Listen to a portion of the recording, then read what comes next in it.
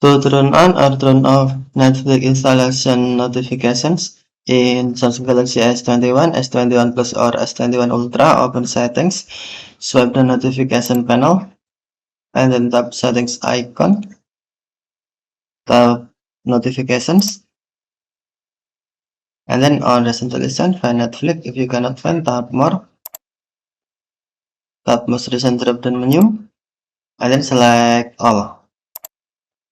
Scroll down the screen, find Netflix,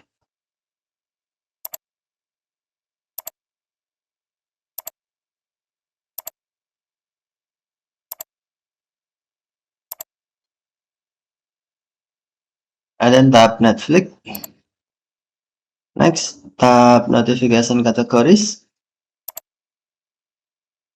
and then on installations, tap switch until blue to turn on Netflix installation notifications, or tap switch until gray to turn off.